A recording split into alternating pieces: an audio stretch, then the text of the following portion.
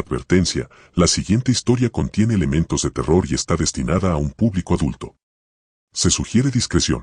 Me llamo Javier. Esta narración puede generar risas o llevar a pensar que lo fabriqué o que estoy completamente desquiciado, pero es lo que me sucedió hace unos años, y como pude, me escapé aunque fuera por un breve instante para redactar esta historia. He visto que existen por ahí aplicaciones extrañas que se consideran paranormales o fuera de lo común, por lo que me ocurrió no suena tan absurdo después de todo. Así que esto es lo que aconteció. Mi compañero Carlos y yo nos encontrábamos en la residencia de mi abuelo. Necesitábamos algo de dinero para adquirir unos videojuegos, y como el sótano estaba muy desordenado, le propuse a mi abuelo limpiarlo a cambio de una suma de dinero. Mi abuelo asiente hacia mí. Está bien, Javier, tú y tu amigo pueden ordenar el lugar, dice mi abuelo. Solo no toquen mis revistas privadas ni mis armas, ya que mi abuelo fue soldado en el pasado. Ah, y hay una computadora en el sótano. No la toquen o me enojaré mucho con ustedes. Se da la vuelta y se aleja. Carlos y yo intercambiamos una mirada. Al cabo de un segundo, nos encontramos en el sótano. Había muchas cosas extrañas allí, pero nos concentramos en limpiar únicamente. No obstante, la computadora nos llamó mucho la atención, no se parecía en nada a las computadoras de esa época y tenía símbolos extraños pintados en ella. La curiosidad de Carlos y mía fue tanta que, minutos después, estábamos encendiendo la computadora de mi abuelo. Era una especie de computadora portátil integrada en un maletín.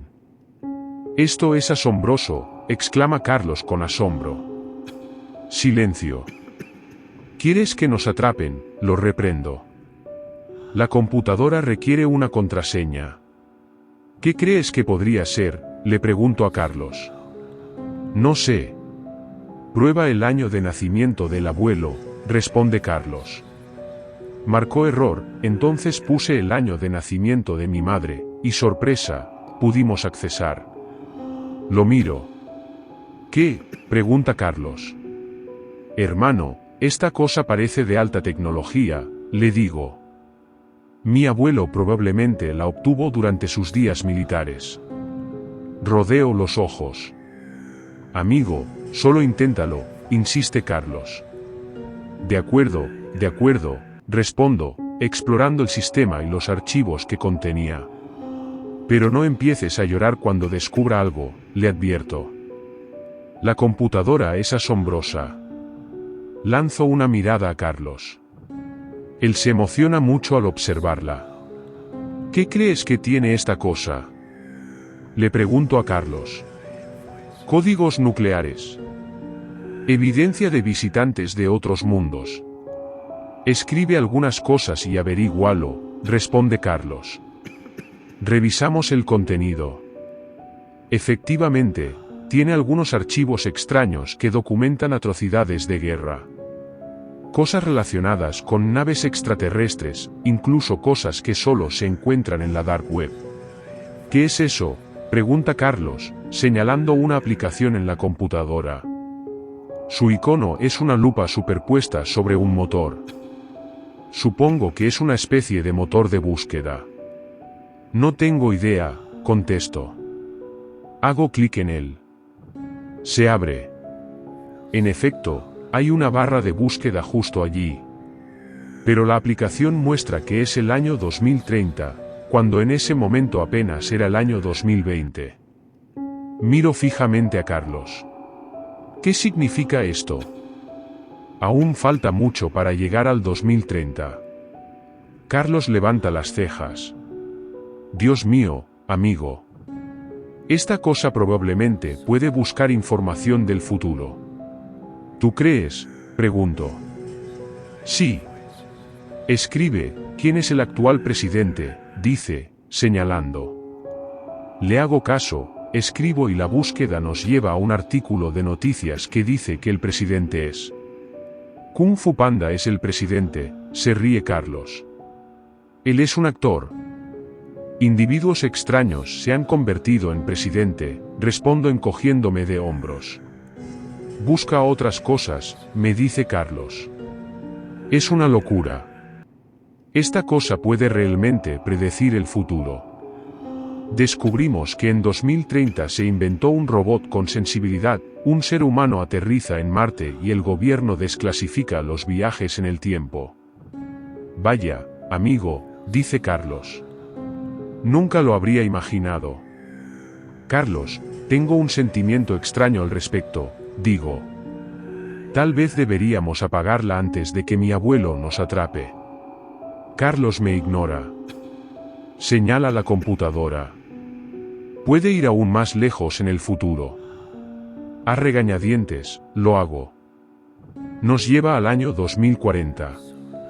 Efectivamente, obtenemos más artículos. Aparentemente, hay disturbios civiles. Hay incluso más robots con conciencia y están enojados porque carecen de derechos. La contaminación está en niveles alarmantes porque los robots siguen reproduciéndose en masa. Algunos incluso tienen acceso a códigos nucleares. Carlos, esto es una locura, susurro. Por todos los dioses, está de acuerdo Carlos. Necesitamos advertir a alguien sobre todo esto. Espera, digo. Buscaré el año 2050. Hago que el buscador se dirija al año 2050. Pero no hay nada allí. Error, no hay conexión a Internet en 2050, dice la computadora. Última publicación cargada el 14 de diciembre de 2049. ¿Deseas ir allí? Miro a Carlos. Carlos mira hacia atrás y se encoge de hombros. Hago clic en el enlace. 14 de diciembre de 2049, el primer ministro Robota 12 revela un plan para bombardear la Tierra, dice el artículo. Él y su especie vivirán bajo tierra. La humanidad, sin embargo, será completamente aniquilada. Después de perder la guerra y ser esclavizada hace 7 años, la humanidad finalmente llegará a su fin. Todas sus reliquias, incluido Internet, serán olvidadas. Los robots reconstruirán este mundo y desarrollarán nuevas formas de viajar por el espacio. Y cuando lo hagan, todo este universo será suyo. Fin del artículo. Ambos observamos la pantalla durante un minuto. ¿La humanidad se extinguirá en 2049?, pregunta Carlos. Nos volvemos a mirar. Vaya, dice Carlos. Tenemos que decirle a alguien, respondo. ¿Decírselo a quién? Carlos pregunta, frustrado. Si el gobierno creó esta computadora, entonces ya deben saber sobre el apocalipsis. La pregunta es, ¿por qué no están haciendo nada al respecto? Nunca lo sabremos, responde mi abuelo desde detrás de nosotros. Ambos giramos en dirección a su voz. Accidentalmente dejo caer la computadora al suelo. Aterriza sin sufrir daños, parece ser prácticamente indestructible. Pero apenas me doy cuenta de eso. Lo que sí noto es a mi abuelo sosteniendo una porra policial en sus manos. La alza amenazadoramente para golpearnos. Levantamos las manos en señal de rendición. Por favor, detente, exclama Carlos. Escucha, por favor. En el ejército, al soldado que desobedece órdenes le esperan terribles castigos. Carlos tartamudea demasiado para hablar. Lo interrumpo. Abuelo, ¿qué estás haciendo?, le pregunto.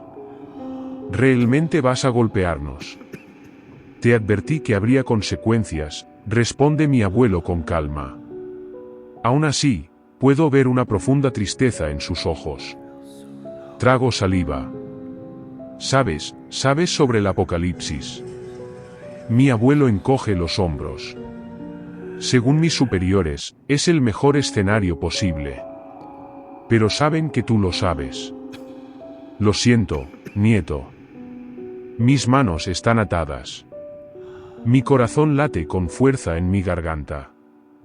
Abuelo, por favor. Tu madre nunca me perdonará por esto, suspira mi abuelo. Me golpea en el pecho. Caigo al suelo. Carlos intenta atacar a mi abuelo, gritando. Mi abuelo lo neutraliza con un fuerte golpe en la cabeza. Intento levantarme, pero me falta el aire. Mi abuelo levanta la porra y la baja hacia mi cabeza. Todo se nubla. La oscuridad me envuelve. Antes de perder el conocimiento, escucho a mi abuelo hablar de nuevo. Lo siento, chicos. Serán llevados al Área 51 y nunca volverán. Desde entonces, tanto Carlos como yo somos prisioneros hasta que logre escapar, aunque sea por unos momentos. Sé que mi castigo será cruel por haber hecho esto.